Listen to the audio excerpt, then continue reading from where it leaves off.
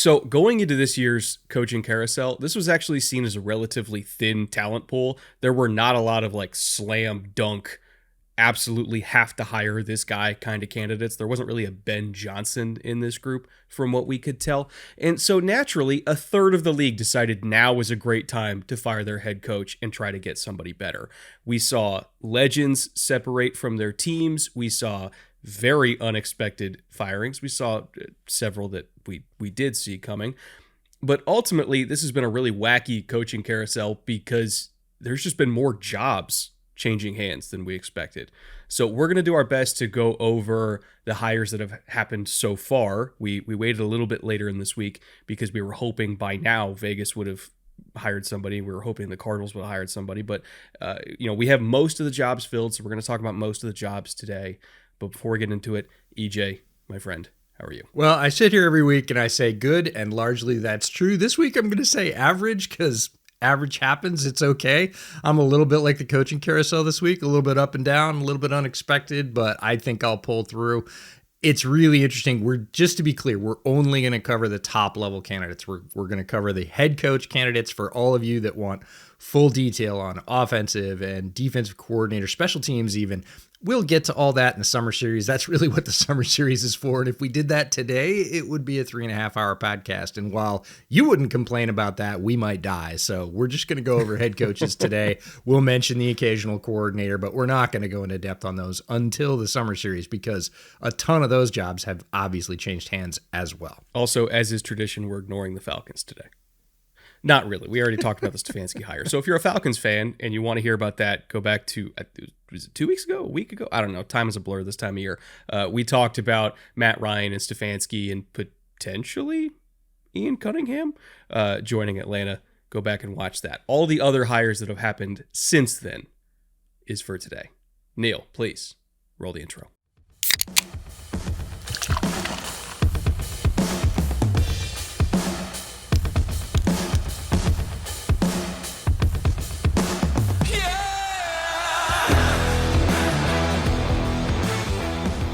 Welcome to the Bootleg Football Podcast. I'm Brett Coleman. That's EJ Snyder. I say we just dive right into it, honestly. The Ravens are our first team on the docket. We have 8 to go through today, again, because we don't have hires in Vegas or Arizona yet. We'll get to them in a future show. First team on the docket, Baltimore Ravens.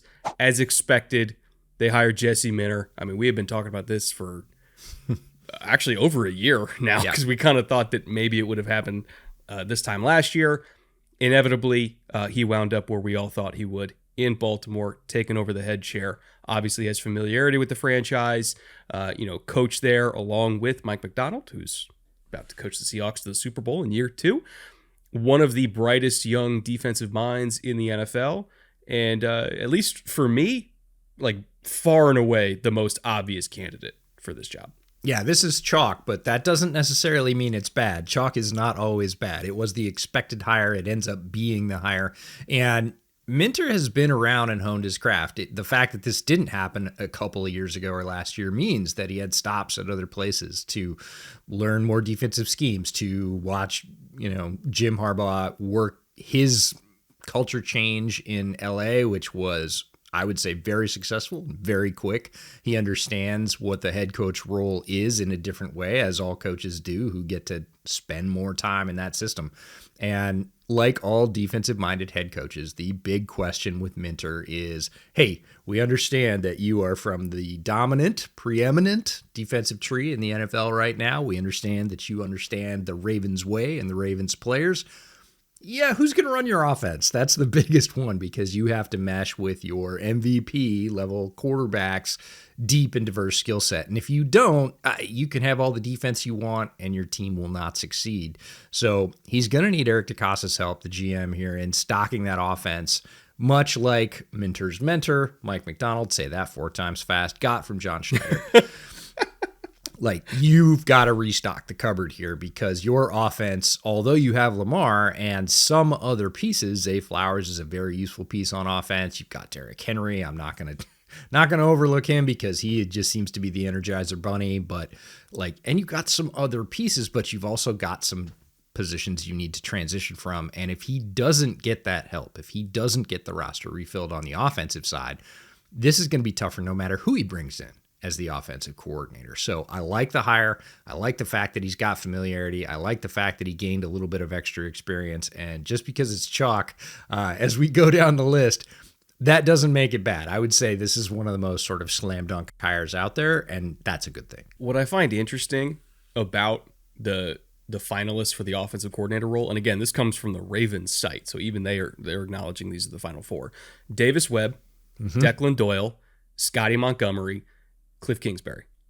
It's about the most radically different four candidates I can think of, especially for, like, you look at Declan Doyle and Scotty Montgomery, with that Lions kind of heritage, a lot of under center, a lot of drop back passing, hard play action fakes, all that kind of stuff, long developing plays down the field. Compare that to Cliff Kingsbury, very horizontal, very screen heavy, very RPO heavy. And we don't really know, honestly, what Davis Webb is, because he's still a young coach. He was just a player a few years ago. So it's very, very different candidates here. If I was them, I would be trying my hardest to get Declan Doyle from Chicago, because I think that Lamar fits that type of offense really, really well. Put Lamar under center, have him do, like hard play action fakes from under center. He's always been one of the best quarterbacks in the NFL at doing that.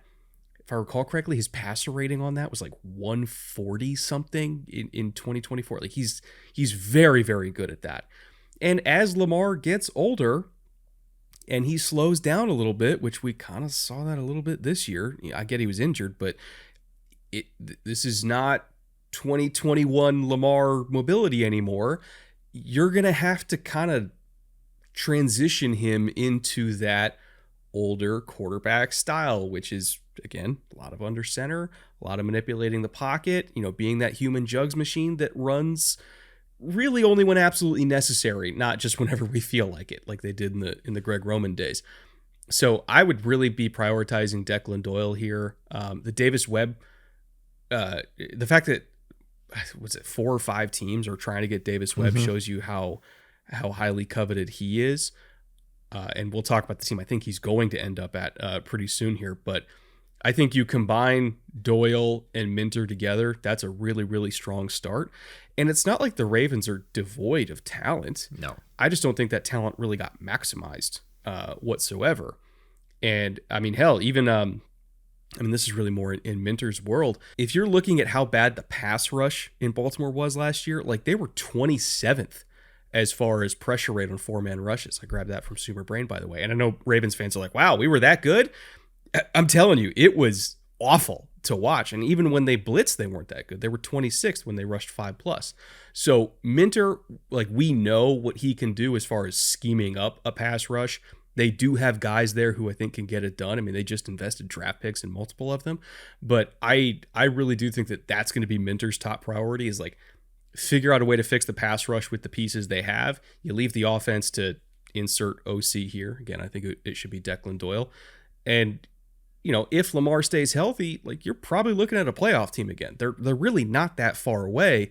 They just need to maximize the talent that they already have. That's what we said at the end of the season, and that's the reason that I advocated for Harbaugh moving on, is because you have a talented team who is underperforming. They are just not getting out what you've put in terms of money and draft picks and everything else. We know a lot of those players. We've seen them, some of them in other systems.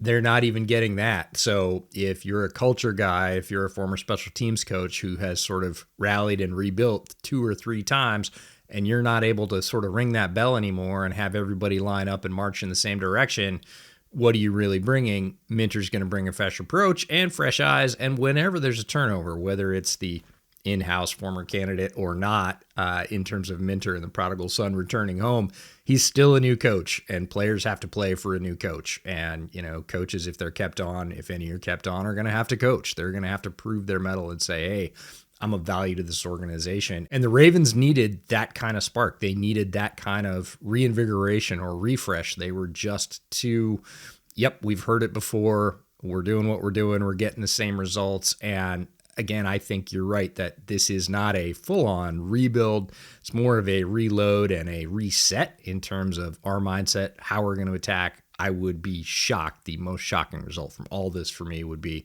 if they have a 6 or 7 game cold streak on defense to start the year for the third consecutive year. I would be stunned. A couple of games to get things in order and run it the way Minter wants to run it.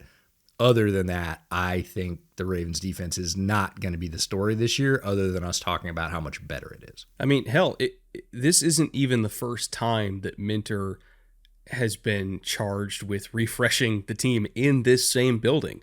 You know, he and Mike McDonald together, when they were young assistants on this team together several years ago, you know, they took a system that had been run by a lot of different people since the early to mid 2000s with Rex Ryan. Like, every defensive coordinator that had come through Baltimore since Rex was running their kind of version of Rex's system. Like, the DNA was the same, like, no matter who was doing it. And so what Minter and McDonald did together when they were young and in Baltimore was, again, not retooling the system, but refreshing the system, streamlining it in terms of how it's taught. What's the verbiage? How are we putting things in different buckets? It's a lot of the same stuff that they've been doing for 20 years there. It's just they streamlined how they did the installs, how they taught it to players. And you know, as far as game planning and everything like that, I think that they, again, not revolutionized, but refreshed how they did that in that building. And then, of course, you know, they went out and to different teams, both at the collegiate and NFL level, and were awesome there as well. And so Minter coming back, like, it's not the first time he's had to kind of reinvigorate the existing structure in that same building. So he's done it before. I think he can do it again. Slam dunk hire for me. Now, Buffalo, second team on the docket. Little bit of a different story there. And I want to be careful with how I word this. I don't think Joe Brady is a bad hire, and I don't think Joe Brady is a bad coach. But the process of how we got here was just very confusing to me. And this is something you're going to hear about multiple teams today. It's not about who they chose or who they hired. It's about how we got here. And to me, the thing that really confused me was, okay, you lose a heartbreaker of a game in the playoffs. The locker room's devastated. Josh Allen's crying at the podium. I can understand to a degree why Terry Pegula would be like, there has to be change. We can't keep going through these heartbreaks. It's been like 8 years at this point. Haven't got it done. Can't get over the hump. Like, we need to change what we're doing, or else we're just slamming our faces into a brick wall. I understand that. But for that change to include a promotion of Brandon Beane kind of goes contrary to the thought of needing change in the first place. Like, if we're trying to, you know, kind of sweep all the bad juju out of the building, why are we promoting one of the guys who was responsible for it and then blaming Sean McDermott for everything? And then you have a chance to potentially rectify it by getting fresh blood in there to be the head coach. You know, again, there's some young, exciting offensive assistants out there with Shieldhouse and Udinsky. You know, you could have taken a swing at Minter if you wanted to try to pry him away from Baltimore. Like, there were options there, but we're doing an internal promotion instead. So 2 out of the 3 most important people in this building that have been there for all of these playoff heartbreaks, and you're saying that you need to refresh the culture and reset everything, you're promoting 2 out of 3 of them and then lumping everything on Sean. Like, it just doesn't fit to me process-wise. Like, I understand why you want to make a change, but why are we kind of half-assing it here? And to me, it kind of reads as Pegula made a very impulsive decision, and it did not go well in the locker room at all, or didn't go over well in the locker room. I think players were very upset. I think Josh was upset. And this, to me, feels like a correction to that, and that they promoted Brady to make the players happy because the players were pissed that Pegula was impulsive. And it just doesn't feel right. You know, like, it just feels like we're doing the same thing, but in a different font. And I find it hard to get inspired by that. Yeah, inspiration is probably not something that is in long supply in this particular situation. Brady's been a coaching commodity for a few years now. Was a hot young coach when he got promoted to take over the offense in Buffalo. Obviously, his work with Josh and specifically James Cook, which was really the problem with Buffalo under Dable and subsequent offensive coordinators, is they weren't running the ball. They were forgetting about that. They were having Josh throw it all over the yard, and that just sort of encouraged Josh to his worst tendencies. And Joe Brady came in and said, look, I'm going to build you a foundation, and then I need you to do that stuff, but I need you to do it in very specific areas. That's been tremendously successful. So it's not, again, that Joe Brady is a bad coach. Don't believe that he is at all. And Buffalo eventually, like you said, in a convoluted way, makes a choice to promote him in-house to keep that continuity, to say, hey, we like what the offense has done, and it's, brought us to these championship heartbreaks, unfortunately, but like, it's been good.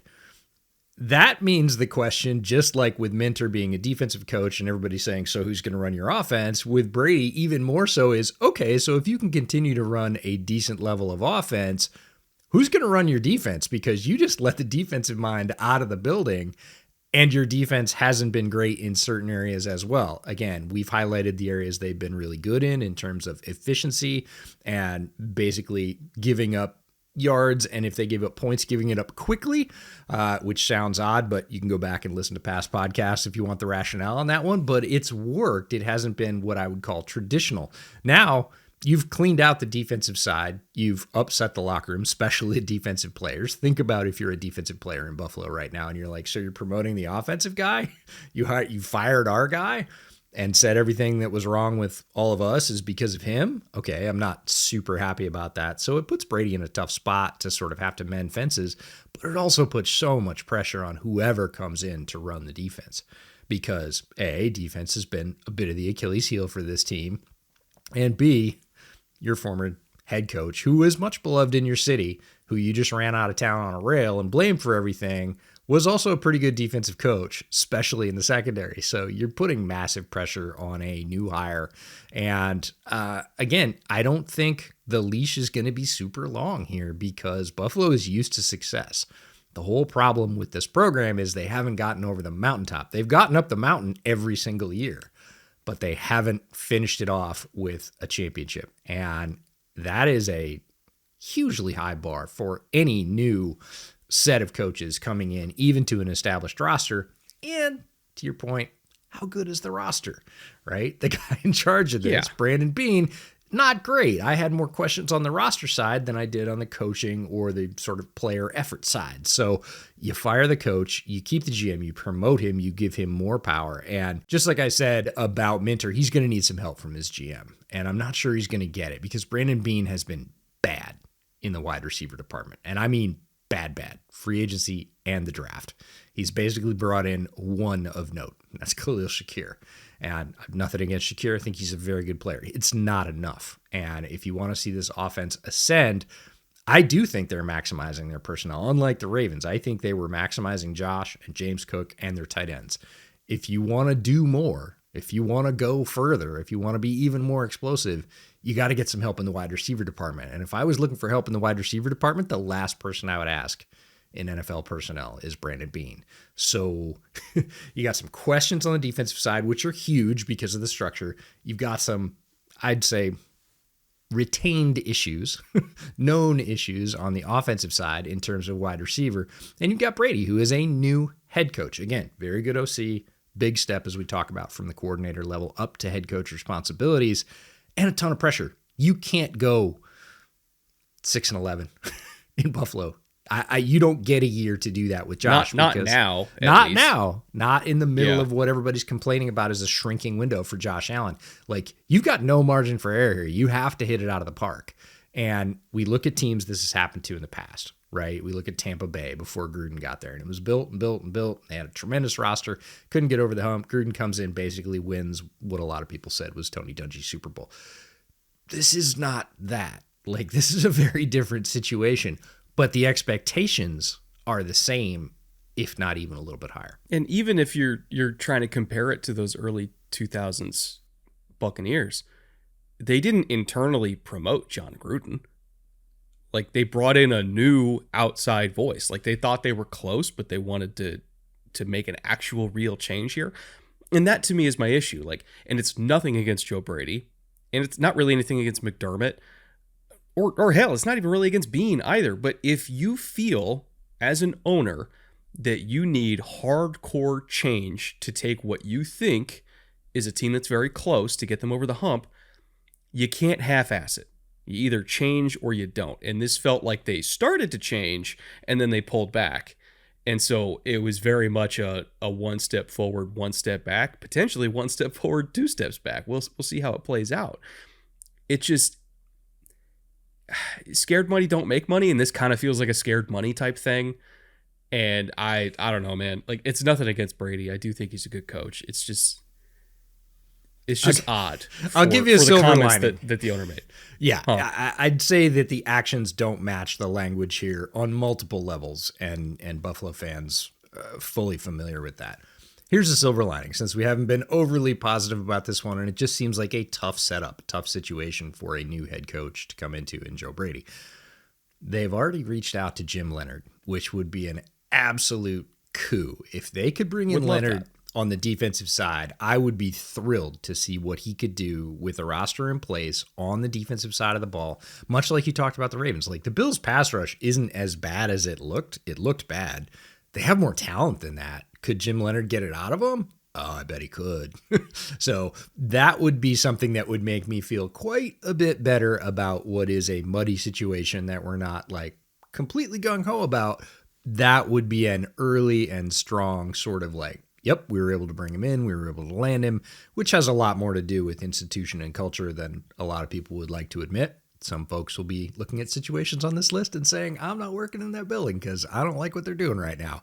The Bills are working against a little bit of that, but if Leonhard lands there as the DC, I'm feeling sunnier about Buffalo's chances to have the defense be the reason they win some football games. Yeah, it's on the board that Buffalo is better in 2026 than they were in 2025. That it's completely on the board that they go back to winning the division and they go on a real run. Like, it's not impossible, but to do that, Brandon Beane has to do something that I don't think he's actually done yet, which is have the offseason of his life as far as talent acquisition goes. I think he's done well when it comes to retentions and how he spends his money, extending guys early and getting like good market value on some deals. But like, he has to bring in like actual honest to God needle movers here, which has been his weakness as a GM, is not really getting a whole lot of those. So we'll see, I guess. Today's episode is sponsored by our friends over at AG1. If you're trying to do your best to get healthier in all areas of your life, and obviously I am as well, AG1 could be the easiest and most impactful habit that you implement this entire year. Sustainable health is about consistency, not perfection. So if you can simplify your ability to get consistent nutrition with AG1, it makes all the difference.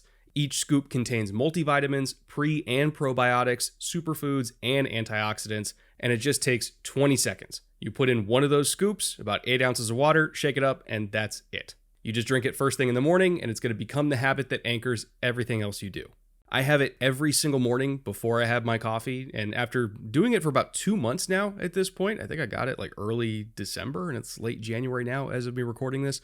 After 2 months of doing it, my body genuinely does feel better, and also my mood has been better too. Though that might partially be because we're in draft season now, and that's my favorite time of year. But regardless, I think AG1's been working for me. So if you want to try it out for yourself, you can do so at the link in the description below. It's drinkag1.com/bootleg to get their best offer, which right now also includes a free duffel bag and a welcome kit too. Once again, that is drinkag1.com/bootleg, drinkag1.com/bootleg. Thank you once again to AG1 for sponsoring today's show. And with that, let's get back to it. All right, speaking of very weird situations here, EJ, next team up, we have the Browns. I really don't know what to make of this one.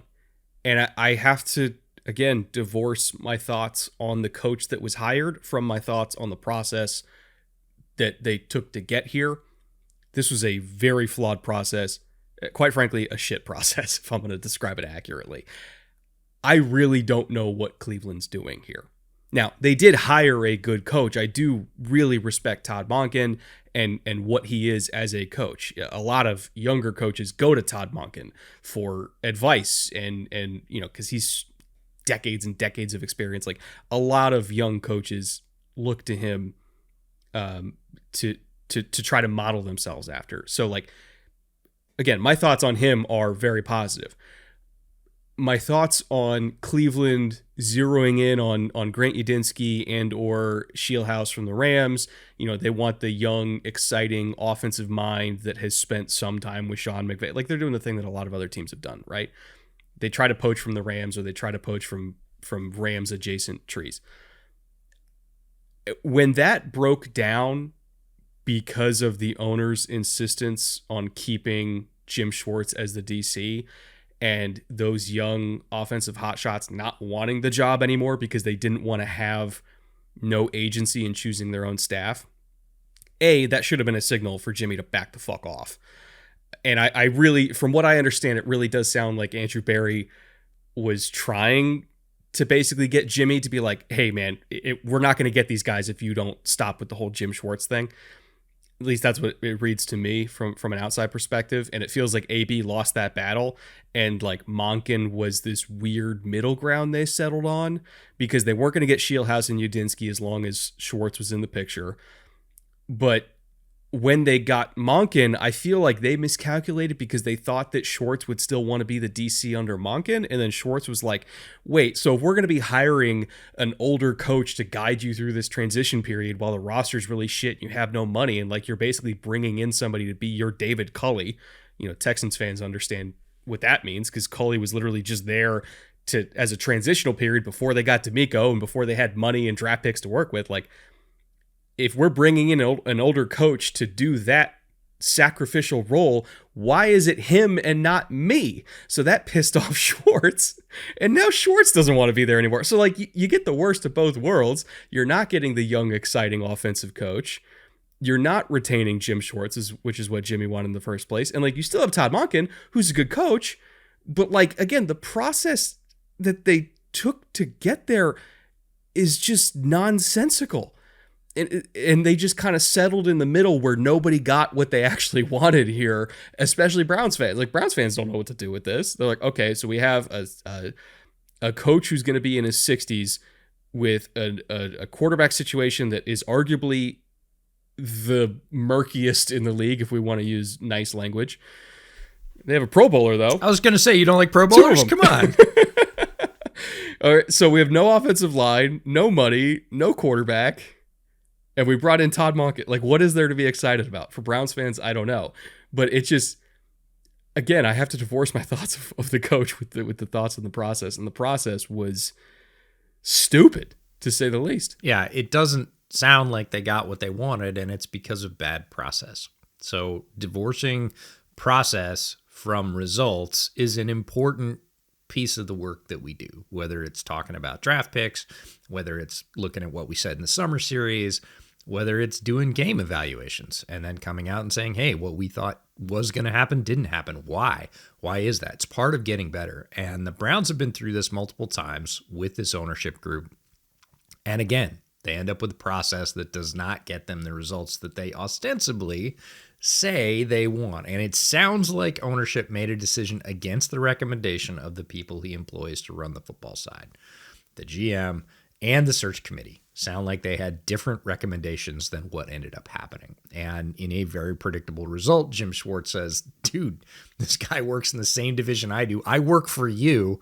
You don't want me, but you do. You want me to stay, but you want me to, no, forget it. And was, understandably emotional, upset, and surprised, and said, no, forget it, bag it, I'm out.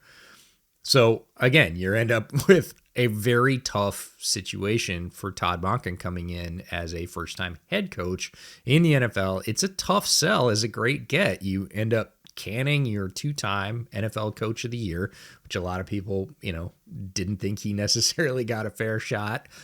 That sets the bar pretty high, and then you end up with Monken, who is a good coach. I'm with you. I really like Todd Monken. But this is tough. He inherits a situation that you laid out very clearly is not great. Strangely enough, this is the added twist for me. Monken has history with the Browns. Under this ownership group, he was the OC under Kinchins, and Kinchins did the same thing to him. Like, he said repeatedly to other coaches, like, Kinchins is just calling stuff that we didn't talk about all week. So I'm giving the recommendations that I'm supposed to be given as a professional football guy, and he's not buying them. So we're ending up with this, whatever this is. And now he's on the other side of that. He's the head coach, and they're doing the same thing in the same way. And they just did it for him, to him. I'm not even sure how to characterize that, but it feels like a downgrade from Stefanski. The starting quarterback is not likely walking through the door, so you hired an offensive coach. You don't have a signal caller. Your offensive line has degraded significantly over the past 2 to 3 years. That's a lot of expensive work to do in important spots. Like, those are not cheap spots to fix on a football team. So, especially on Monken's side of the ball, like, if you're looking at the rooms that are settled on the offensive side of the ball for your new offensive head coach, I would say QB, no. Offensive line, no. Nope. A lot of work to do. Wide receivers, definitely not. Running back, halfway.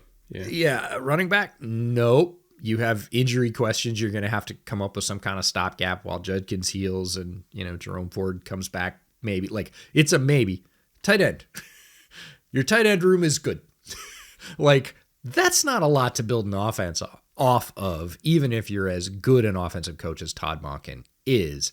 So when tight end's your only set position room on the side of the ball that you just hired your head coach from, like, you're talking about, and Browns fans are in full cope, as is usual. They understand that this is their lot in life. They get to cope with decisions that they didn't make, that they don't necessarily I don't think they're coping yet. Right now, they're still in the rage phase because Shieldhouse was locked up until he wasn't. They're like, what the fuck, guys? Yeah, so we had it. They'll get to coping by June. Well, the way that I'm hearing it now, which is, man, I hope they give Monken plenty of runway to fix this because there's so many things to fix. Monken wasn't brought in with the idea of a 3 to 5 year runway. Like, almost nobody is in the NFL. Monken certainly was not with this process. So, yeah, I would hope that for a coach coming into this situation, that is not his lot in life. So, again, you end up with a Browns situation that is very, very Browns. So there was 2 ways that they could go about this rebuild, which it is. It's another teardown in Cleveland. We've heard this song before. There's 2 ways you go about it, right? You bring in a young coach, which is apparently was the first plan. You bring in a young coach. You give them 6 years, right? Because we know that they're 2 years away from like really being able to get this roster down to the studs so that they can build it back up in a healthy way. Very similar to Houston. Again, Houston was an absolute disaster, which is why they brought in David Culley, was to just like, hey man, we're paying you generational wealth to just get us through this. And on the other side, you can go retire and play golf for the rest of your life with your tens of millions of dollars. Like, that's what David Culley was brought in to do. And then they brought in the guy who was like actually supposed to be the guy, which is D'Amico. And I feel like the Browns' initial thought was, okay, we can either have a young coach with a 6-year runway to do that 2-year penance, and then he's got 4 quote-unquote real years to build the program like he wants to. Or we do what Houston did, which is we bring in the sacrificial 60-plus-year-old coach, and he's gone by 2028. And by then, we have the books cleared, and we have a young quarterback, and then we bring in the young hotshot offensive mind to just kind of like take over after the bus crashes. So it feels like they pivoted from option 1 to option 2 in the middle of the process, and at the same time pissed off Jim Schwartz while doing that pivot because he wanted to be the guy that got the generational wealth to crash the bus. And they brought in Todd. So it's like, I get it, but I don't. Well, right. And that's what I always say about Cleveland. We have examples in recent NFL history of owners saying, no, I'm going to keep my guy. And head coaching candidates telling them, if you keep your guy, I'm out. I'm not doing this. If you Liam did it last year. Right. Jacksonville is right there for anybody to see, including Jimmy Haslam. Like, hey, Shad Khan didn't want to move off his GM. He kept him for several more years than I would say the general consensus warranted it. And he finally said, look, if I want to go to a different place, I have to do things differently. And he relented. And sure enough, everything that happened in Jacksonville happened. Now, different situation, but the very same setup, same dynamic of an owner saying, nah, I really like this particular person in this particular role, and folks coming in from the outside saying, And something we can't really discount is if both Nate and Grant continue on their paths and they continue to enhance their stock, and they are the hottest candidates. They were hot candidates this time. If they are the hottest candidates next year, do you think they're really going to want to deal with the Browns again, regardless of where the Browns are? Well, I got to double check the Deshaun cap hit, because from what I understand, he's going to be on the roster in 2026. And I think after 2026 is when he is finally cuttable. I got to double check it. So I think 2027 is the first actual year where they can fix everything financially, right? And so, is Monken going to be a one and done here, like the sacrificial lamb, the tank commander? Maybe, but I do feel like it's probably going to be a 2-year thing, because I don't think they want to do first-time head coach and rookie quarterback. Like, let's say Shieldhouse and Udinsky are back again for round 2 in 2027.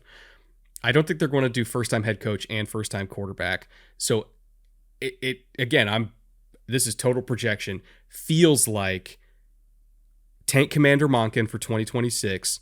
We finally get Deshaun off the books for the 2027 offseason. Ideally, likely, they're going to have a high pick in what we think is going to be a very good quarterback class. So you have Todd Monken, year 2, young quarterback, ton of money, bring in a bunch of assets. You still got Myles Garrett. Like, I can see a scenario where in 2027 the Browns are okay. But we got a lot of highway we got to run across here before we get there. And I don't know, man. I don't know. But again, if you're a I get it, but I don't. If you're a young, hot candidate, do you want to deal with that? If you have your pick of the litter, they had several interviews, both of them. Now, doesn't look like either of them will move on, but that's not necessarily a bad thing. So let's say they do it all again. They run it back next year. They have a slate of, again, 6, 8 openings. You've got your pick of the litter. You're looking around and you're like, I kind of remember what the Browns did last year. Do I really want to, again, pick my first head coaching spot and go to an organization that's running it like that? If I'm either one of them, I'm like, nah, I'm good. I got 3 other finalists that I'm more interested in. Well, you say that now, but if there's one thing that Jimmy Haslam is very good at, it's adding money. A zero. Yeah. So I'm just saying. It's not $50 million guaranteed. Yeah. Never say never, but if I was a young coach who had my, again, pick of the slate, I do not believe that I would be like, hey, I think they do things the right way after going through this process, not necessarily the end result. Again, Todd Monken, good coach. Cleveland, tough situation right now. Now, a team that I do think sort of kind of did it right. They didn't, but they did at the same time. I think their process was good. I'll say that. The process was good in Miami. Obviously, next team on the docket here. And I think the destination they arrived at was also good. The combination of John Eric Sullivan at GM and Jeff Hafley at head coach, I do genuinely like that. I will say I was surprised. This is the part of the process where I wasn't super enthusiastic. I was surprised that McDaniel got fired in the way that he did, because it sure sounded like he was safe. And it sure sounded like McDaniel thought he was safe, right? They went on a little run in the back half of the year. Mm-hmm. And we had said this in the offseason that, once they got the toxicity out of the building, i.e. Tyreek and Jalen, I felt like the room could have finally recovered, because it felt like those 2 guys specifically were just kind of really dragging everything down. Felt like they were kind of a boat anchor on the franchise. And then, Jalen got traded, and then Tyreek had a catastrophic injury. So it didn't happen exactly the way I wanted it to. But it felt like in the back half of the year, free of toxic influences, that team played really hard for Mike McDaniel. And they won, I think it was 5 out of 6 games over a stretch in the back half of the season, even while Tua was playing the worst football I've ever seen Tua play. He does not look the same whatsoever. He is not a starting quarterback in the NFL at this point, in my opinion. Not to mention all the shit he was doing at the podium every single week where I'm like, good God, dude, like, where's your filter? Like, Tua became the boat anchor on the franchise, and this team was still winning games. So I thought McDaniel was safe. And if you're listening to the stories about how he got fired, that wasn't handled super well. So I wasn't a fan of that, but I was a fan of everything that happened after that. Bringing in Sullivan, bringing in Halfley, the staff they're building out is really, really exciting. Like, again, they got to the right place. I just wasn't super keen on how they got there. But ultimately, I do think that Miami's in good hands. And I don't know where we want to start here between GM and head coach, but I do like where they ended up. I really want to start with the fact that they paired them together, and we are advocates for that. When you are in a situation like Miami's, it would have been interesting to keep McDaniel because of what they did, I'm going to say, in the shadows. They were under a white-hot spotlight in the first 6-7 games of the year. It went terribly. It went as bad as it could possibly go. And we said, that's it, everybody's gone. Like, the GM's gone, the head coach is gone. It's a foregone conclusion, and everybody stopped watching, except for hardcore Dolphins fans. And a funny thing happened. Like, that team rallied, rebounded. Even Ewers played pretty good football and made some progress and looked like Quinn Ewers I haven't seen in at least 2 or 3 years. And it was like, hey, for everybody not paying attention, Dolphins are doing some fun stuff. I understand that, gestures and everything else, but yeah, this is a rally. This is kind of cool. Ends up getting moved out of the building. At that point, clean the slate, get a new GM, get a new head coach. They did pair them together. Dolphins aren't going to lack for fire or energy on the sidelines next year. Halfley's going to bring it. He is that type of coach. Their defense is probably going to take a major step. Again, a team that on that side of the ball has some talent, but wasn't necessarily being maximized. So the personnel is not the same as what Halfley had in Green Bay. I'm aware of that, but I'm going to give you 3 stats. First one, Green Bay's rank. Second one, Miami's rank in the same stat. So scoring defense, Green Bay, 11th. Miami, 24th. Yards per rush attempt allowed, Green Bay, 11th. Miami, 28th. Yards per pass attempt allowed, Green Bay, 10th. Miami, 28th. So again, Green Bay, 11th, 10th. Miami, 24th, 28th, 28th. I would guess they're going to get about a 10-point bump easily, even if the personnel is exactly the same. And of course, it won't be, because year to year, defensive team, well, NFL teams in general are not the same team. But I would put good folding money on a 10-spot jump regardless, just because Halfley is there. And I can't wait to see some of the players that are there get maximized in Halfley's system. Again, will they all work out? But no, pretty much the entire defensive line. Chop, Sealer, Bradley Chubb, Kenneth Grant, Jordan Phillips, linebacker, Jordan Brooks. In the secondary, you got Minka and Cater Coe, who's going to come back, hopefully healthy. Like, the question marks here aren't on the defensive side. I think the defensive side of the Miami Dolphins next year is going to look very different, even though the personnel might look a lot the same. It'll take a little bit for them to sort of gel to his system, but he will get them in line, and I imagine they're going to play much, much better. The big questions remain at who's going to be your offensive coordinator, who's going to be your quarterback. And again, Ewers showed some growth at the end of the year, but that was under McDaniel. And when you switch systems, you switch coaches, you switch verbiage, is that going to continue that growth? Is that going to continue to foster that, which would be cool? You can't guarantee that. So it could go one of 2 ways. It could continue, or it could hinder that. He could take a step back, and then you really are one of these teams that has a major question mark at the most important position in the game. And that will limit their sort of 2026 futures. But again, they're going to have a solid foundation. I imagine they're going to be very strong in the trenches on both sides. Halfley's very good at coaching defensive line, and guys that coach defensive line pretty well tend to understand offensive line pretty well, because that's the guys they're attacking. So the core of this team, what you predicted last summer of strengthening and a sort of toughening of the lines, which we have said have been soft in Miami for some time. We thought it was going to happen last year. It might happen next year. Well, they started on the process of that last offseason, right? Bringing in Grant, bringing in Sabainea. Like, they drafted size, which is what we wanted them to do. It's just there was multiple years ahead of them to get the trenches where they wanted them to be. I think defense is ahead of offense at this point in that process. But there was a quote that John Eric Sullivan had when they were doing interviews with Dolphins media when he first got hired. And it's a quote that I absolutely love. He said, fast can become slow, but big never becomes small. This is going to be a big team. You look at how Green Bay's been built. They've had very, very big, wide bodies on the offensive line, like Sean Ryan, Elton Jenkins, like just these sentient, square-looking motherfuckers. Like they're going to have more of that in Miami, as they should. And I think that's going to translate to them having more postseason success because they're going to be able to go outside in New England, in Buffalo, probably not in Jersey. So let's say in Baltimore, right? Like all of these outdoor cold weather destinations that they're going to have to go to, they're going to have the size and physicality to actually hold up in those environments. I saw a stat this playoffs. It was like the first playoff since I think 2002 or 2003 where there wasn't a single indoor home game the entirety of the playoffs, which sounds crazy with how many dome stadiums keep getting built. But like if you're looking at the teams that are good that you're going to have to go through in the AFC, it's all outdoors. So you have to build for that. You have to build for size and physicality. I really like that Sullivan and Halfley, like that is their mentality.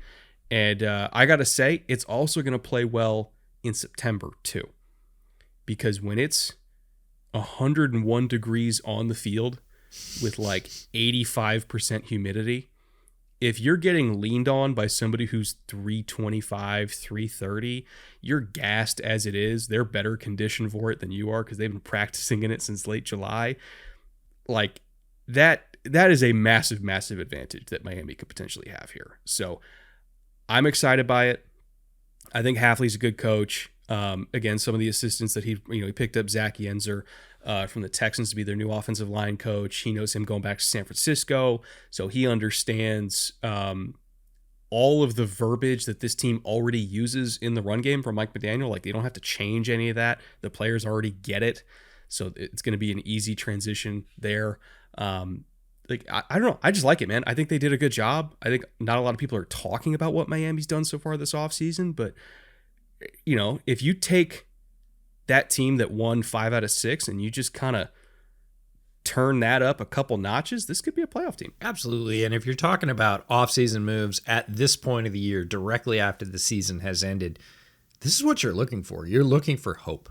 You are looking for, hey, we are going to do things a little bit differently. And that is giving me some expectation that it's going to be fun to follow this football team, because it has not been fun as a Dolphins fan to follow them for a few years. And this is going to give fans, I think, who are paying attention, some renewed optimism. I hope it is, because it should. And that's really what we're sort of judging. This isn't, hey, I think they're going to be a Hall of Fame coach. There's no way to say that. It's, I like what they bring. I like the approach.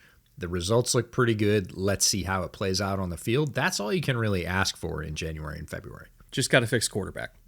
That's all. Because I'm done giving grace to Tua at this point. No, I think figure that out and they'll be all right. That is well and over after the way he played this season, sort of both on the field and off the field. Counting on that is the definition of insanity for next year. If you're saying that, hey, we're just going to run Tua back out there and things are going to be fine, I would seriously question your self-analysis as a franchise at this point. One quick note, then we're right back to the show, I promise. It's not technically the new year anymore, but we still have a long way to go in 2026, so for me it still counts. But if you want to have the most fruitful, productive year that you possibly can in all phases of your life, you have to prioritize your health. That is non-negotiable. So whether it's scheduling your annual physical, which I just had myself last week. I got my physical done every single January. I did my annual blood work as well. If you got to do that, or maybe, schedule a dentist appointment or eye doctor, or get something on your skin looked at, whatever you have to do, and I know there's something, you should do it as soon as possible. And if you don't have a doctor picked out yet to do that, today's sponsor, ZocDoc, might be able to help you out. On ZocDoc, you can find and book in-network doctors in your area that fit your needs and preferences. There's over 150,000 providers, by the way, across all 50 states on ZocDoc, and over 200 different specialties, so you can find exactly what you need. And appointments through ZocDoc can also happen fast as well. So if you need something within 24 to 48 hours, you can find a doctor with an opening. If I didn't already have a primary care doctor that I already liked a lot, which I do, ZocDoc is what I would use to find a new one. So if you want to check it out for yourself, go to ZocDoc.com/bootleg to find yourself a new doctor. That is ZocDoc.com/bootleg, ZocDoc.com/bootleg. All right, next team up here, we have the Giants, who a while ago at this point, feels like forever ago, hired John Harbaugh officially to be their new head coach. I have mixed feelings on this one because I said that his coordinator hires were going to determine a lot for how I felt about this. Because again, he's not an offensive mind, he's not a defensive mind, he's the rah-rah CEO type who's supposed to, he's supposed to bring his value through culture and game management and everything like that. Even though the Ravens, their game management has been really bad in the fourth quarter in tight games for years at this point. So I was like, okay, if he's not even bringing that, if he doesn't have his fastball anymore when it comes to clock management and kicking and punting decisions and all that, he should at least hire really good coordinators. And so when it looked like he was going to be bringing in Todd Monken and Jim Leonard, I was like, oh, okay, I like this a lot. Now Todd Monken's in Cleveland and Jim Leonard potentially could be in Buffalo as of recording this, which is, what day? Is it Thursday? I think it's Thursday. Thursday. So now we're looking at Denard Wilson at defensive coordinator, which, by the way, also like that hire too. Yep. So, recovered there. But offensive coordinator, we don't have any answers for because Monken was the guy and Monken's no longer available. So it's like, can they go out and get Davis Webb? Can they lure him there? Okay, I would be excited about that. But other than that, like, they're kind of scrambling for putting together the offensive staff now, which is giving me a little bit of pause here. And I'm not going to say I don't like what the Giants are doing, but I would say my grade for it is still incomplete until we see what the pivot is away from Monken. Yeah, just like we talked about with Quinn Ewers, but at a much more high profile and accelerated rate. Jackson Dart had a good first year under Brian Dable. There were some things that weren't great, injuries for sure, but he showed the promise. He is the guy that can lead your team physically and from a leadership standpoint and everything else. You need for that to continue. That is the most important thing for the Giants. And it's Harbaugh's job one, and, like you said, incomplete on that score for now. This is a big-name coach landing in the Big Apple. I'm not surprised on that account. He should bring some stability, and I know that's what the owners are hoping for with this hire. Again, you're not going for the hot, young first-timer. You're going for something that is, Harbaugh is the most even-keeled as they come in terms of NFL head coaching ranks. He is unflusterable. I'll just modify that phrase. I'm really interested to see the team building piece and how it continues under Shane. Now, when I say continue, like the Giants roster is low key very good. We looked at it last year at the beginning of this season, 2025, and said, I don't know, I think the roster's pretty good if they can find some way to do it. I think the phrasing we used was this is going to be the best 2-10 team of all time, which was like kind of accurate. Like they were in a lot of games. They just blew a lot of games. True in terms of finishing, but if you're looking at, again, filling the coffers and building the base, team building is a base mentality. How can we build a foundation here to move this team forward for years to come? And it usually comes in about a 3-year cycle, 3 drafts, 3 free agencies. And if you look back over the last 2 drafts of Shane's, if it's any indication, he's probably going to provide that support because 2025's draft, low-key kind of great. Abdul Carter, yeah, sure. You're picking up high. You got a guy that can play for sure. Jackson Dart, we already talked about. Darius Alexander, I know a lot of fans are out on. Again, I think he can still develop as a talent. But after that, Cam Scatterbo, Marcus Mbow, and you're like, oh, Marcus Mbow, he's a 5th-round interior offensive line player. Like, he's going to be solid in that role. Thomas Fidone, a 7th-rounder, showed some flashes. If you're arguing about Corey Black, another 7th-rounder, we're not really talking about the same language here. That is a very good draft in terms of contributors. And if you look at the year before that, Malik Neighbors, who, when he's not hurt, is one of the most exciting young receivers in the game. Tyler Nubin's been great at safety. Drew Phillips is an ass kicker at nickel. Theo Johnson, again, we're talking about a 4th-rounder here. the Penn State tight end factory at this point, just producing guys that can play. Tyrone Tracy Jr. has played a huge role on that team over the last couple of years. And Darius Moose out in the 6 is a special teamer. Like, that is a high propensity of hits. We're talking about 70, 80% hits over the last 2 years for Joe Schoen. Those are the kind of drafts that build teams. Now, if Harbaugh can maximize that, keep the progress going on the offensive side for Jackson Dart, the Giants could see their fortunes turn around in the way that they hope. Is it going to take another good draft? Yes. Is it going to take another good free agency in terms of managing the cap and keeping your team in a good position? It is, but they're not that far away. This could be a needle mover, but everything kind of hangs on whether or not you can continue that progress of really what is going to be the new big three in the Big Apple: Jackson Dart, Malik Neighbors, and Cam Skadbo. Well, first of all, yes, I agree. Shane's last 2 drafts have been better. The Drew Phillips thing, he's so good on some plays, and he's so catastrophically bad on other plays. I don't know what to make of Drew Phillips yet, but like if I'm squabbling over Drew Phillips out of everybody in the last 2 classes, like you're doing okay from a roster or from a drafting perspective. Roster building, again, there's some other things that I'm not super keen on Shane about, but as a drafter, last 2 years, been good. It's not really about that component of it, though, for me, because the Ravens roster under Harbaugh has been very, very good for years. Last year, not as much, but like in the years prior to that, I would say that was damn near a super team for like a 2 to 3 year stretch from 2021 to 2024, right? Just absolutely loaded with talent. The coaching staff was incredible. Like that, like the fact that Ravens team over that 3 year period, or even just the 2 year period, 2023 and 2024, the fact that they didn't win a Super Bowl is an indictment on John Harbaugh to me, right? Like absolutely 100% should have at least made it to the Super Bowl. So it's not really about the roster building side of this for me. It's about, can Harbaugh maximize whatever roster Shane does give him, whether it's great or good or somewhere in between. I really don't have a lot of confidence that he's going to be able to do that, because if you can't win with what that Ravens team was with an MVP caliber quarterback, what are you going to win with? Like, is it even possible for Shane to build that good of a team? Is it even possible for Dart to be as good as Lamar was in that 3 year period? And if he's not, like, we expect that Harbaugh is going to take a quote unquote lesser team to the mountaintop. Like, I don't think he will. So for me, I have to almost recalibrate what I feel like this would make this hire successful, because I don't think he's going to win a Super Bowl with this team. I really don't. For me, what makes it successful is if this team just stays out of the basement for like 3 years, right?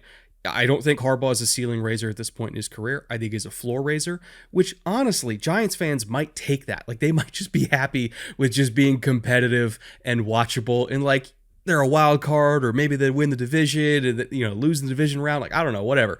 Like, at this point, Giants fans would be like, "Oh, we're relevant. We're in this thing. Like, we're happy to be just watching our team in January." But I don't think the good vibes will last forever. I think you can do 3 years of that, and then all of a sudden, fan bases are like, "All right, now we kind of gotta do the thing, John." And I don't think he has that in him, because if he did, I think they already would have done it in Baltimore. So I think I just think you have to. I think you have to look at this hiring from we're in a bad spot. We think this guy can get us out of the bad spot. But inevitably, I feel like somebody else is going to have to come in 4 to 5 years to get them to where they really want to go, which is winning the whole damn thing. Yeah, this is more of a short-term hire in terms of that. I know the Giants aren't necessarily thinking of it that way, but honestly, if you could pull off second place in the NFC East for 2 or 3 years, if Philly falls off and let's just say the Commanders can't get their act together again, I really think Dallas is probably going to be the class of the division with an actual defense. But again, stranger things have happened. If you're there, if you're a playoff team in the NFC East as a second place finisher, I think Giants fans would take that for the next year or two. It's not going to be forever, but I, again, don't think this is necessarily a forever hire. Now, speaking of not forever hires, Mike McCarthy is the new head coach of the Pittsburgh Steelers. Obviously grew up in Pittsburgh, Yinzer through and through. You know, his intro press conference showed how passionate he is about this team. It was actually like really, really sweet to watch that. This feels like a dream job for Mike McCarthy, and I'm happy for him in that regard, that he got that and he gets to live out his dream of coaching for his childhood team. This is not a 5+ year thing. I mean, he's already 62, right? So I think he even knows going into it, like, this is not, I'm going to be coaching here for a decade. I think he knows this is a team in transition. This is a team that is trying to, at least to me as an outside observer, trying to get themselves into the next era of Steeler football. They don't have quarterbacks settled. It's very possible that Art Rooney is going to be retiring within the next couple of years and handing things off to Daniel, who right now is the president, I think, of like strategy and business development. So we think that Daniel's going to be taking over within the next couple of years. And I feel like the team didn't want to do new shot caller at owner, new head coach who's never done it before, presumably young quarterback drafted either this year or next year, or hell, maybe they're going to try to figure out what they got in Will Howard. Either way, I think that's a lot of new at once for a franchise that almost never does new at all. And so this is very much a transitional period. Let's get through these 2 to 3 years where we figure out how we want to get into the next era. You know, again, McCarthy is in the later stages of his career. I think he is under no illusion of how long he's going to be there, but he wants to get his childhood team into a good place to then hand it off to the young, exciting up-and-comer that this team traditionally has turned to in times of distress. So that's how I read the situation, which for me is a good thing, by the way. Like, I think the Steelers are actually looking at this rationally of, okay, we're bringing in a guy who can shepherd us into the place where we want to be. The one thing that can blow that up and make me instantly turn on this hire is if Aaron comes back. Because that to me would not be congruent with the thought process of transitional coach. That would be congruent with, we're going to try to go on another run here and make this happen. If Aaron comes back, I look at this hire completely different. If Aaron doesn't come back, I think McCarthy is brought in for a very specific job, and that job is getting this team to 2028, which I like a lot. So we'll see, and we might not have an answer on if Aaron's coming back for a while, but that's how I initially look at it. I'm positive about it, but that positivity can be revoked in an instant. I'll say that. It certainly is a certain place, and I, for one, don't know any Steelers fans or writers, and I know lots of both, that are excited by this hire. They are universally whelmed. They're talking themselves into it, and they're readying themselves for more of the same that looks different. And it is going to be different than it was under Mike Tomlin. The results are what they think is probably going to be the same. And look, they're tired of that. They've run out the leash on that in Pittsburgh. They were ready for fresh and new. Whether or not the team was, the fans were. Now, does that mean it won't work? Here's a note I wrote 2 days ago. This is the fun process of waiting a couple of days. McCarthy could find a way. Maybe he brings along Will Howard in the offense the way Kellen Moore brought along Tyler Shuck in New Orleans this year. And sure enough, lo and behold, 2 days later, guess who they've requested an interview for OC with? Scott Tolzien. Scott Tolzien, who played QB under McCarthy in Green Bay and was an assistant on his coaching staff in Dallas, and strangely enough, coached Tyler Shuck this year in New Orleans. So that, to me, low key, I don't think a lot of people are going to be super excited about, ooh, Tolzien's working for the Steelers now. I am, for one.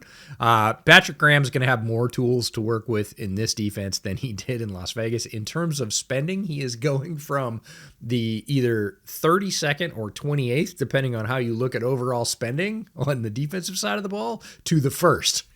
So he better have some more tools in the cupboard. Now, are they the first best roster defensively in the NFL? No, they're not. They spent the most money on it, but are they far better as a whole than what he had in Las Vegas?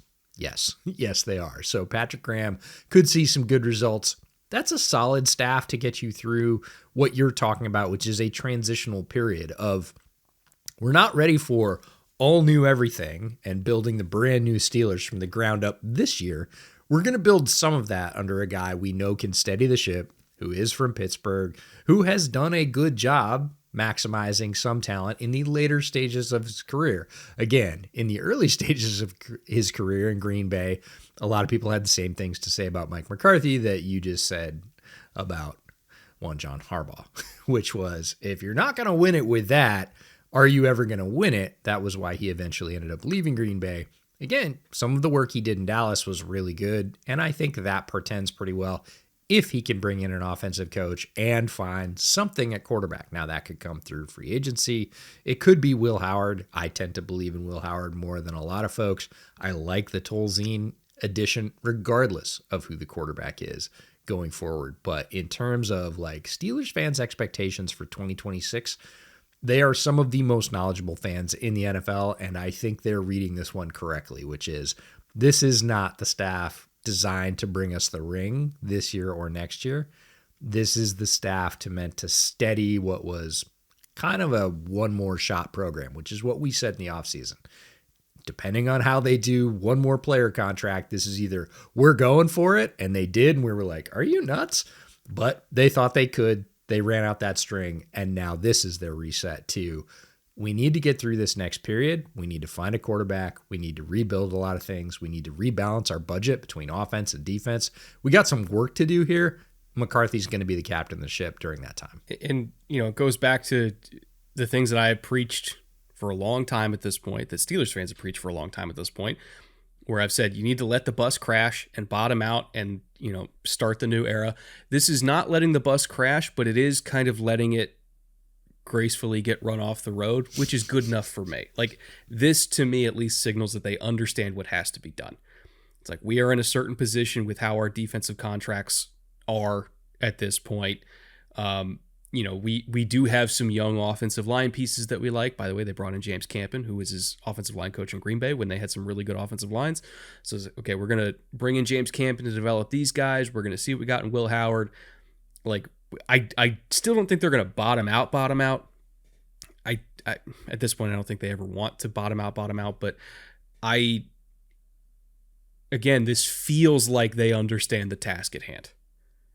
It feels like they understand that a 6 to 8 win season is necessary, which I think is probably what they're going to end up being, but they're going to have some like positive development within that 6 to 8 wins, right? We're going to keep seeing that young offensive line get better and gelled together. They might have an offense period that's like top half of the NFL. That'll be fun to see for the first time in a long time in Pittsburgh. Like, again, I don't really know what the defense is going to look like because they have some aging pieces there. I don't know. We'll get to that in the summer. But like, there is going to be watchable, less frustrating football within those 6 to 8 wins. And I think Steelers fans are weirdly going to be calmer about that than they are about 10 or 11 wins with Tomlin, with Aaron Rodgers, where they feel like there's pressure on it. Like, I don't think there's pressure on Mike McCarthy. We all know what this is. We all know what his task is.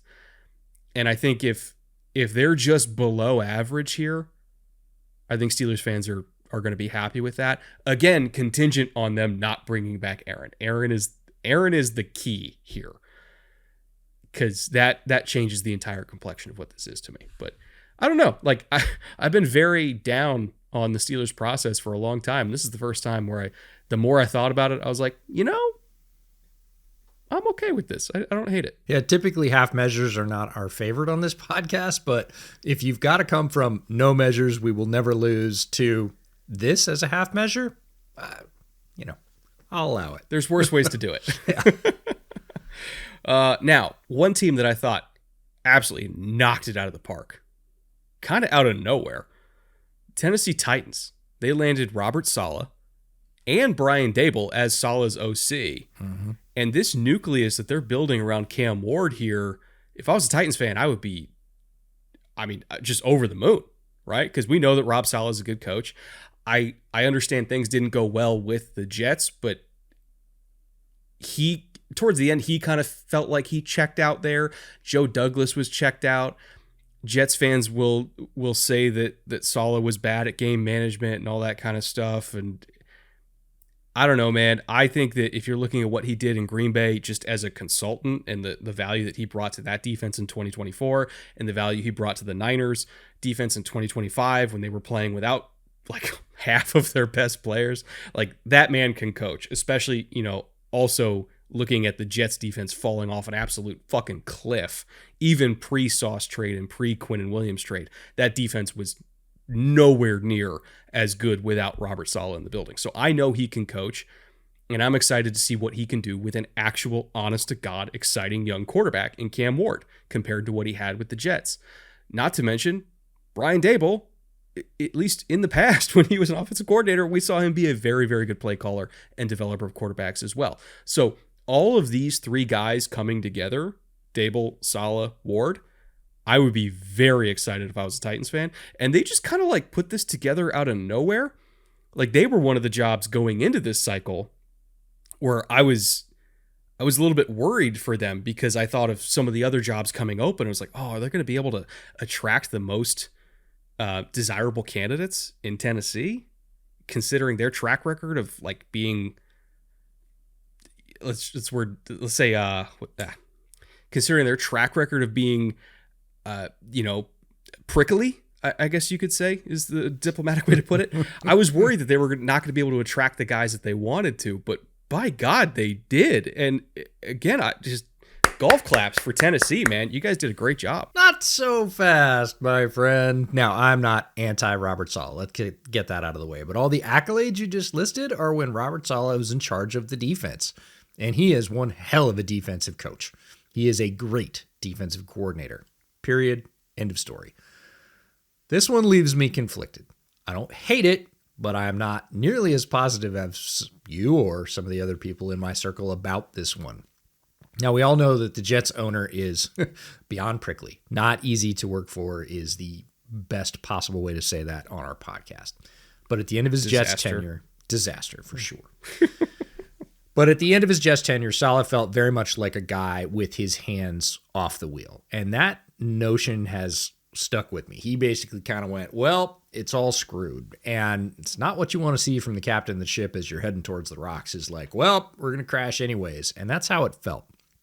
So he goes to Green Bay for half of a year. He ends up in San Francisco where, again, he is only in charge of the defense. And again, he excels. That is his specialty. He looked just as good as he did the first time around when he was a hot head coaching candidate. Now everybody has to judge whether or not he learned his lessons from his time with the Jets and whether or not, as a head coach, not a defensive play caller, he is able to better address that. And he stepped right back into an ownership situation that you called prickly. Is that going to cause him similar problems? Now, some would say he has experience with an even worse one. Of course he can handle a lesser version of that. Maybe is my answer. I'm not so sure. What does give me some excitement? Brian Daboll is OC. We know he was very hot on Cam Ward the year Cam Ward was drafted, that the Giants tried to put together a package of picks to move up and get him. And now we get to see Brian Daboll call bombs away with Cam Ward, and Cam Ward is more than capable physically of carrying that out. So that part, if I'm a Titans fan, I am locked down thrilled about because, again, Daboll doesn't have to be the head coach. He can just be the OC. We know he's pretty darn good at that. We know he's good at developing young QBs. He did it with one young Josh Allen. He did it with Jackson Dart last season to great effect. Like, I'm a little worried for Cam Ward's health, but other than that, it's going to be a lot of fun. The overall note, though, is I've seen so many people say, oh, this is amazing. I'm so glad Saleh got another chance. I, too, am glad he got another chance. He seems like a solid dude and a good coach.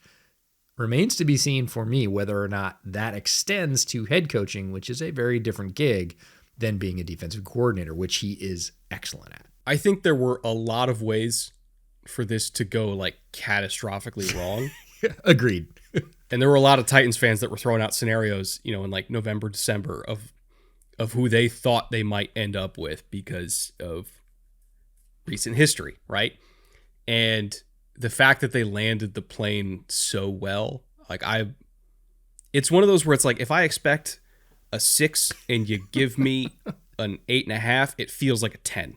Right. So again, for Titans fans, I'm happy for them that they landed that plane. Hell of a job by them. And I will say I'm very excited to see the AFC South next year. Because if the Colts can figure out what they're going to do at quarterback, like let's say Indy lands Malik Willis or something like that, because Daniel Jones is going to be coming off an Achilles, and I assume, well, I guess we'll talk about Daniel Jones in the offseason, but I assume there's going to be a new quarterback in Indy next year. Let's say they get Malik Willis. You have this trio together in Tennessee. Houston is still Houston, and then Jacksonville somehow miraculously kept the band together there. They kept Udinski and they kept Campanelli. That's a really fun division all of a sudden. So AFC South Weekend Summer Series is going to be one of the better weeks. Hope you guys are ready for that. Before we get out of here, EJ, I do believe we have a shot to do. We do. We do. Pour that while I get to it. Yeah. Final shot of the week of the year. We're not going to do it for just the one game of the Super Bowl, and we're not picking new nominees this week. But we did have nominees last week, and it's time to crown the winner again. Our shot of the week, sponsored by Woodinville Whiskey, our partner who made our small batch, single barrel, high proof bourbon that has landed to, so far I've seen rave reviews. I haven't seen anybody that hasn't liked it, which is darn good because I enjoy it, you enjoy it, and we thought y'all would enjoy it. And more to come on that score, but for this week, who won? So, with 62% of the vote. We have percentages. What are we, CNN? Might be the biggest margin that we've seen. Might be the biggest margin that we've seen all year long, 62%. Quentin Lake. Oh, nice. Making DeAndre Swift pay for having the audacity to hurdle at the goal line. He is our final Woodinville Shot of the Week winner for the 2025 season. I don't actually have a shot glass. I just have my Glencairn here, so this is going to be an awkward shot. But to you, Quentin Lake, who I remember we watched him live as a prospect. Yeah, former Shrine Bowler. Now very highly paid, very successful nickel in the NFL. Time flies, EJ. To you, Quentin. Here. Great player. Very good play.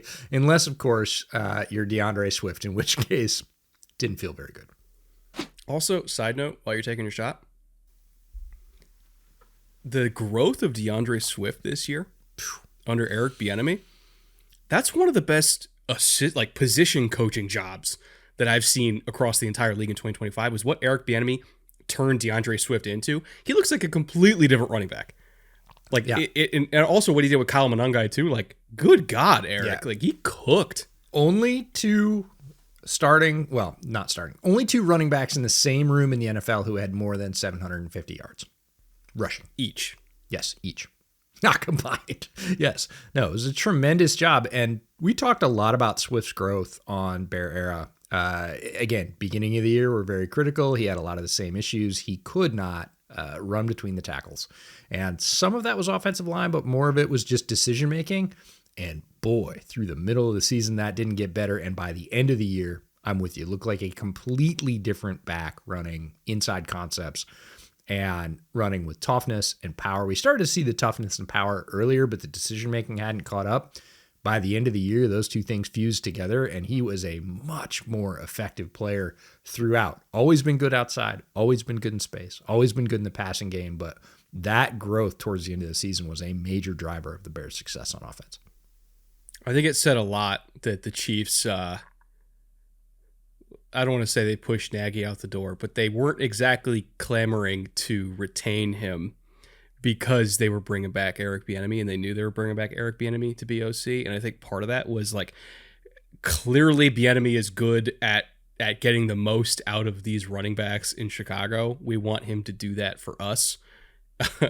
Maybe see if the current existing backfield is salvageable, but if not, like Eric Bieniemy with Jeremiah Love. Oh my God. Like that's going to be disgusting if it happens. And speaking of Matt Nagy, he was who I was referring to that Titans fans thought they were getting for a large portion of this process. So to go from the prospect of a Matt Nagy head coach to Robert Saleh, like I said, if you get an 8.5 out of a 6, it feels like a 10. Yeah, I mean, you're expecting a crash landing, and the pilot puts it on the wheels anywhere on the tarmac, on the grass. You're like, you put it on the wheels.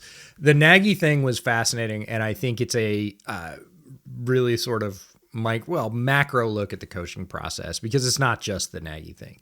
So Nagy's name kept coming up for head coaching jobs over and over and over again. Again, as a guy that follows the Chicago Bears, I was like, why? And also follows the league. So I'd been watching the Kansas City offense, and other analysts had said the same thing. Mina said the same thing. Like, why does this keep happening? What are we talking about here? What's the benefit? And I think a lot of people, including Titans fans, to your point, were asking the same questions. Like, what are the credentials here? Why are we excited about this? Why does this keep popping up? And then come to find out, the reason that it keeps popping up is because the Chiefs were low-key kind of moving on, and were really hoping he'd get another opportunity elsewhere, so it didn't look like they had to fire him. Mm-hmm. And they eventually had to fire him because they've got a responsibility to their offense and moving on and making it better. So, at first, everybody's like, oh, Matt Nagy, head coaching candidate. Several of us were like, excuse me? Why? And nobody had an answer for that. Then a couple of weeks later, you figure out, oh, that's why. Got it. Okay. I mean, Andy, man, he will protect his guys. Loves his guys. 100%. Do anything for him, even if it doesn't make fucking sense to anybody else at all. All right. Thank you for watching and listening, however you happen to be watching and listening. Long show, but I hope you guys enjoyed it. Want to thank all of our executive producers on the Patreon: Fitzy, Connor, Liam, Mike, Jack, Major, Owen, Spencer, Consti, and Icon. Once again, thank you to all of you guys for all of your contributions to the show throughout this season. Remember, on Patreon, we are still going to have a lot of patron-only draft content that goes up this draft season. You don't have to be in the EP tier for it. But obviously, if you are in the EP tier, you get shout outs at the end of every show. But any patron that signs up on Patreon is going to get access to those patron-only shows. So look out for those. They're coming fairly soon. I don't know exactly the date the first one's going up, but it'll be within the next week, most likely. And then as for what's happening around the Combine, EJ and I are both going out for the Combine. It's like a 9-day slog that we're there, so we probably won't be doing any shows while we're there, but we'll have a shitload of stuff coming out after we're at Combine. So we'll have pre-Combine stuff, post-Combine stuff. That's our biggest trip of the year. And we got 3 months till the draft, so lots more shows coming. Thank you for watching, and we will see you back here next week for our Super Bowl preview. That's right, we still have another football game left this season, folks, so we'll see you back here next week for that.